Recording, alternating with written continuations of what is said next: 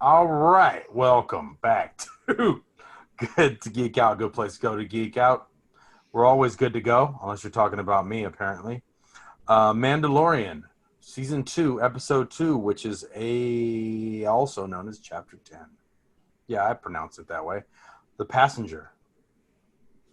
That is a lot of meaning in that. Editor.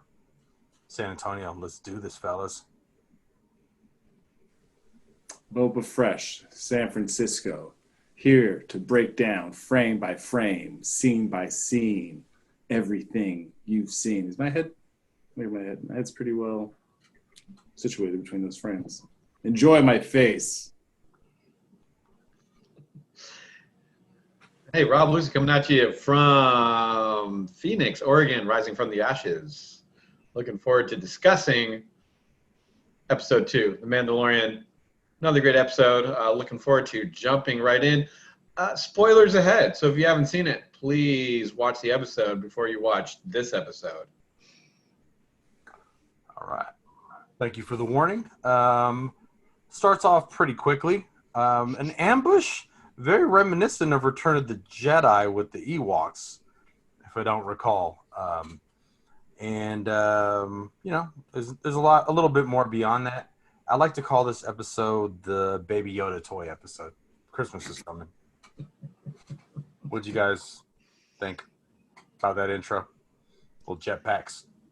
Well, that's the only jetpack. Well, I thought it was kind of interesting. We talked a little bit about the last episode, how Mandalorian's reputation is out there, that he's got the child, if you will. So it is known, and when they ambush him, they don't even mention his armor. They're like, grab the child and go. So the Empire, what's left of the Empire, obviously has a huge bounty out or reward out to get the child off of the Mandalorian's hands. So, some people are worried about the Beskar, but apparently, what's left of the Empire will do anything to get the child. And I'm surprised, if they know, maybe it's just a group of bounty hunters that are working together. But the Mandalorian has to do a better job of concealing his tracks if he wants to get by. But, it does make for good TV. I totally agree with Lucy and I don't know, what do I feel?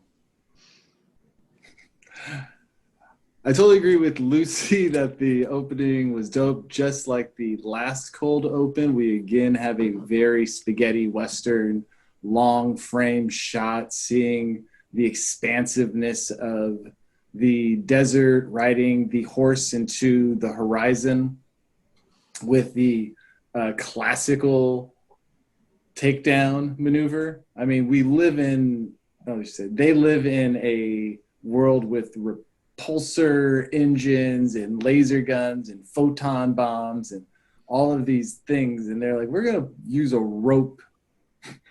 we're going to classic proven maneuver. Don't get me wrong. But I did think it was interesting and a real hearken to the Western spaghetti-ness of the whole thing by them going low tech with this attempted takedown. But we see Mando just do a phenomenal job, like using his tools to you could have any boom, like sock 'em, rock 'em fight, but the fact he uses his lasso to grab the gun and he ducks and he bonks the two people, and it's exciting choreography.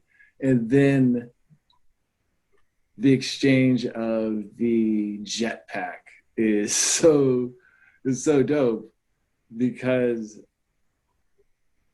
the way that they take it out of frame, we could have easily gone up and saw the guy spinning out of control and then totally war machine his way down to the ground.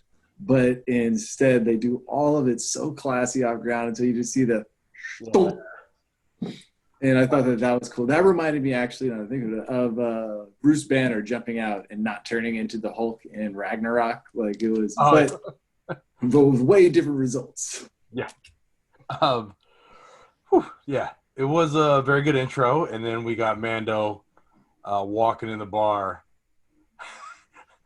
having to back up Dr. Mandible? Really? Is that the laziest name you could ever create for an insect creature?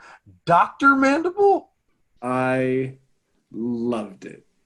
And the reason, I'm not going to lie, the reason I loved it is why I was actually upset with the pod racer thing last episode, is that this is such fan service, but in a different way. Like, this is, again, a universe where, a galaxy, I should say, where calamari is like this wink joke, you know, like there's all of these funny naming devices that they end up using. And so for them to go with something that's just so, there's two different Star Wars. There's Star Wars of the kid books, there's Star Wars of the movies, and then there's something that's kind of in between. And there's been odd naming conventions from here to there, whether it's Star Killer Base or the Sun Killer or the Sun Sail or the Death Star or whatever it may be. Granted. It was like Dr. Mandible rocks. I hope someone takes that as a band name. What kind of band, though? Doesn't matter. It would be, punk would be best, but honestly, it would not matter as long as they had the vision to call themselves Dr. Mandible. Salvadorian death metal. So Mando, Jin Jardin, I feel bad calling him that from now on. Jin says after he's granted the task for him to find out where Mando's at and has to take the frog lady. Moving fast is the only thing keeping me alive. So he can't go light speed. He has to go normal speed. And I think that's kind of reflective of what we've seen so far. He came back to Tatooine. He went backwards. He's not going forward, not moving fast anymore. And that's kind of like been the whole problem this whole time. Anytime he slows down for the kid or does anything else, he ends up getting into trouble. But as a Mandalorian, I think that's where you get the honor thing. And they bring that up later in the episode when the frog lady translates. I thought Mandalorians were known for their honor and their code and following through. And I think her bringing it up then makes you kind of reflect on what he's done, everything's done before that. And it definitely is reflective. And that's, he gets back out and starts working on the ship. He wants to take a nap like any of us do after a hard day. But that code keeps him who he is. But it's so after getting the task, Rest of the episode. I thought it was humorous. Like, you kind of get to know Baby Yoda is like hardcore carnivore. I don't think I've seen him eat a plant, but he loves eating meat and eggs and all kinds of stuff. And it was kind of funny that the Mandalorian was, trying to do the parent, like, stop, no, like you're like trying to, like a little kid or a dog, like, no, you can't eat those. I thought that was funny. And then ahead of that, not very far ahead of that, I thought the real star of this episode were the special effects. The pursuit scene leading down into the planet. These special effects blew me away. Definitely cinematic movie quality special effects, in and out of the canyons, in and out of the clouds, and then even the crash landing and then down into the caverns was just super well done. And after that too, all very believable. The CGI on those spiders, again, jumping ahead, but phenomenal. Mm-hmm. I actually had noticed that when just the jetpack came down to land. I was like, this thing actually looks pretty seamless against the rocks. And then it just like lands and then just clunks over. So the ability for them to seamlessly tie in these visual effects with real world weight and mass. Yeah. Completely agree with you. The strength of that. Want to mention the crate dragon meat. And she's, homegirl's all, what's her name, Ed? What's her real name? Ripley Simmons. I'm not calling her Ripley Simmons. That's not, I'm not calling her Ripley Simmons. But she does a good job. Again, she does a great job acting, not being this normal, sheepish maternal figure that you would get that's, shy of doing anything. She's like, let's wheel and deal. She's like, I got a Mandalorian right here. Why don't you put down on this? Boom. I got cash. I'm taking all of this. This is all mine. Now, what were you saying about your ship? It's the first time we see Like she goes out of his pocket. She basically took $500 out of 500 credits out of Mando's pockets, you know, like. Yep. So we see her craftiness, and the whole comment with "I don't like eating things with maggots" I thought was a great visual of the world, and kind of makes us think how lucky we are not to have food that's maggoty. Yeah, no, same thing. Like she's like, I will eat foods with maggots, but I prefer not to. Exactly, if given the option. But then they go into roast the piece of crate dragon meat, and we see another pod racer engine. And so this is where I think like the pod racer being a subtle kind of thing that's being functional, it's used, but not like in our face, was a great service to the fans in a way that I felt was a bit overt last episode.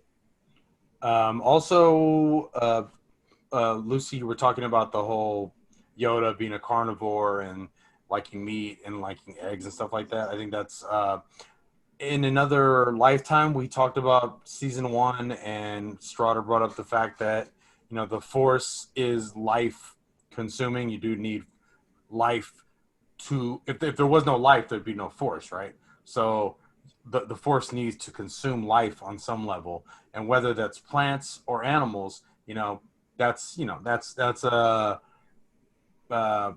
argument for other people. What I thought was really crafty about it is that we innately, because of the big eyes and all of the puppy dog baby brain things in us, want to like the gecko mom and the babies as much as we like Baby Yoda. And when Baby Yoda starts eating them, like as soon as you see them, you're like, oh, don't eat them. And I was sure it was going to be one of those like long things that like, nope, he's going straight to eating them.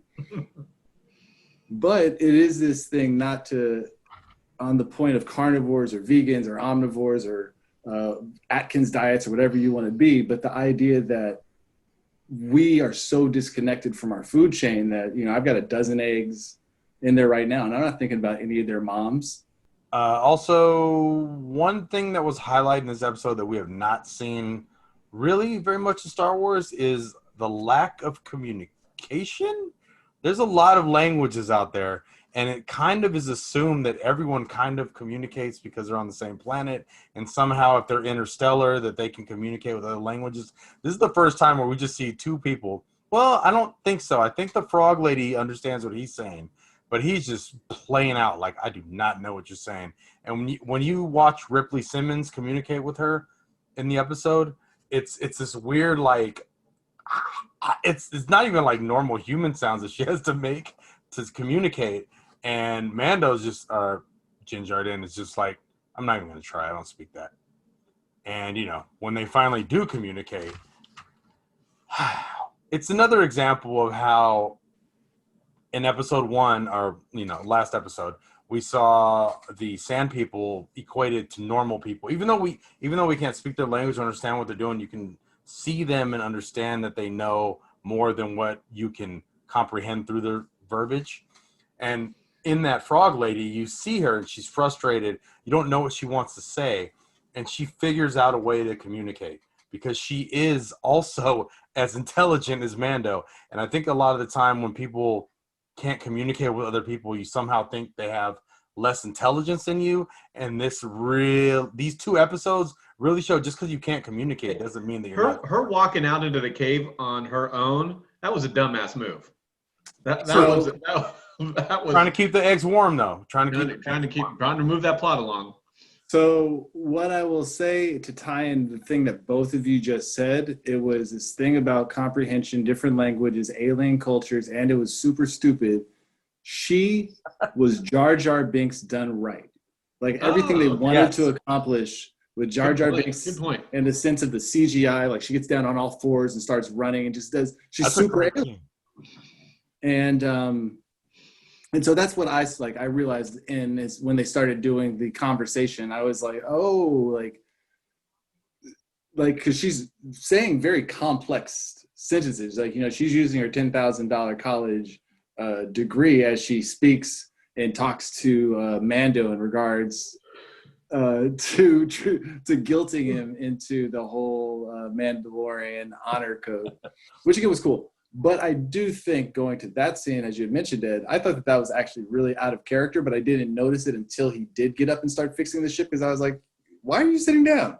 So when Jin Jardin gets quote unquote pulled over by the cops in space that he's trying to obviously lay low from, it's why he's been trying to move forward, move fast this whole time. There's this weird subtext almost of it doesn't matter who's in charge, whether it's the Empire or the New Republic. Either way, you're going to get pulled over. You got to show your papers. Even when you think it's okay, it's still not really okay. You still got to show something. It was kind of a weird thing to feel and watch because, I'm sure we've all been pulled over by the cops. Not me. Don't do that. Don't do that. And then later on in the episode, it does play out differently. But it was just, to me, it was just a weird message. Yeah, I agree with you. I think that going in with their subgenres, this one obviously being horror / aliens, they hit us the egg pod scene and everything busting and the scary running through the hallways and it bust, it's a horror film. But the cop thing was so well done because it was so dry and it was so unexciting. I mean, it leads to a very phenomenal chase, but like you're saying, like, who does matter when it's in charge? How the law matters when people are in charge, but like who is executing the law, I think ends up becoming a big thing because as the episode winds up, they end up saving the day. They end up saving the day. Pass out the fire.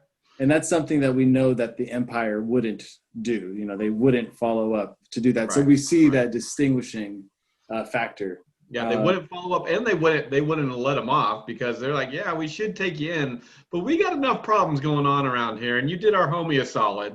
But I also think that the selection of the pilots again goes on to this awesome highlighting of the diversity within the universe, and you don't always have to have central casting, young, handsome, strapping guy. Like, it's like, this is someone's retired geometry teacher who's, the old Asian guy with the beard. And he did a phenomenal job, but we see how the we see how the New Republic is strapped.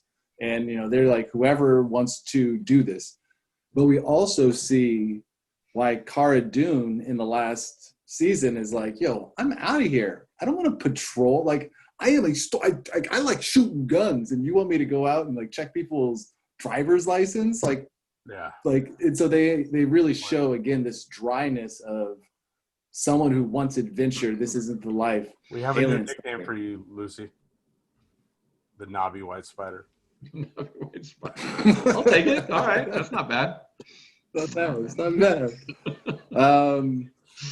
Yeah, the Knobby White Spider was cool. It definitely was taken from the Ralph McQuarrie old art books that I used to pore over.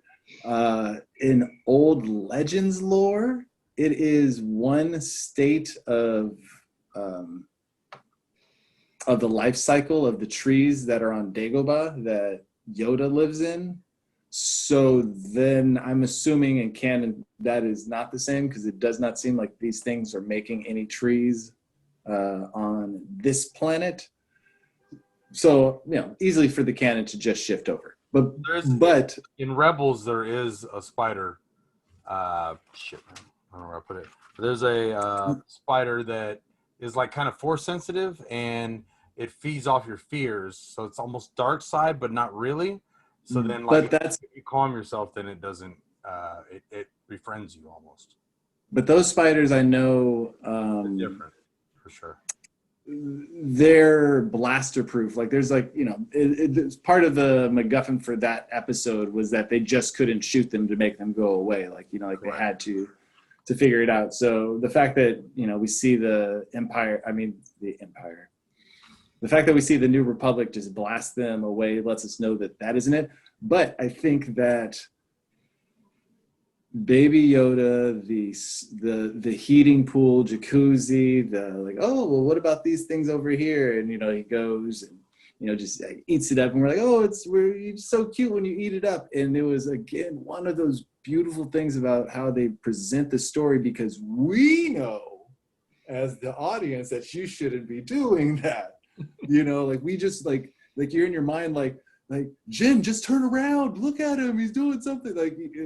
And so that's when I think that it starts to boom, invoke the real horror feel of everything going away, which I think was kind of foreshadowed with the heat tracers and heat signatures. Because again, in Aliens, like they're just seeing the heat, or in Predator, like they're just seeing like the heat get followed. But yeah, there were all sorts of different sizes, and they were big, and they were everywhere, and they blended against the background, which totally made sense. Like that's why I was like, if it's in canon, like it totally makes sense that these would be naturally adapted predators if they're this white. But then you see the giant one, and you're like, no, that thing doesn't hide. That thing is not a camouflage ambush hunter. It is hungry. And the special effects, like Lucy is saying, the special effects of just seeing it through the ice sheet above, and everything just as fast as it was moving still gave you time to absorb the whole scene. And that's hard to do in the framing. And they, again, an excellent episode, nailed it. And then of course the way Filoni and the New Republic saved them is pretty awesome too. But going back to what we were talking about earlier about, it doesn't matter who's in charge and who's not. Mando offers them a bribe pretty much, right? He's going to give them the bounty for what he has, and they turn him down and just say, hey, go fix your tail light, so we don't have to pull you over. So we don't have to pull you over next time. Which I think is a great statement, because it is like, this is the New Republic. This is a republic. It's not the Empire. And that's you don't get the differentiation in the beginning, and I don't think Mando does, and we're not intended to understand that differentiation yet. I thought it was interesting. Like his decisions and his actions in the past are affecting his present. Like, oh, so you helped one of ours, and then going back to the last episode where Gore Karash is like, yeah, we know you got the baby with you. His the Mandalorian, his reputation is out there, in the Republic and in the underworld, and obviously the remnants of the Empire know about him too. Makes for good TV. We'll see what other actions he's done or things he's done in the past, how it affects his future, and we know we're going to get Cara Dune's coming in, and then unfortunately, I already know it, but Ahsoka. I think anybody who knows anything about this is knowing she's making an appearance. To the Ahsoka thing, I actually think that was real cool that they did the Boba Fett thing, because everyone knew that he was going to be coming in, because he was like, like IMDb'd. So for them just to be like, well, we know you're waiting for all sorts of these cameos, so here, we're never going to do anything with it. Just look at a picture of him. I thought it was cool. The cop wrap up, the Deus Ex Machina that I so like to point out, yes, was well done. That's what it should be used for. It was seeded in earlier. The fact that they bring up last season's episode with the jailbreak, and the fact that he doesn't waste he goes out of his way to make sure that, like, guys, let's not fucking kill this dude, is super solid. But it was also cool because I was actually just watching that episode last week, and I realized it's one of my favorite episodes from last season. It just stands alone. Like, it doesn't need anything. It is like this perfectly encapsulated thing. So for them to come back to it, but I remember the first time I had watched that episode, I thought when the X-Wings came in that they photon torpedoed the space station and they just blew it up. And I noticed this time when I was watching, I was like, oh no, like they shoot the ship that's about to launch and get the Razor Crest.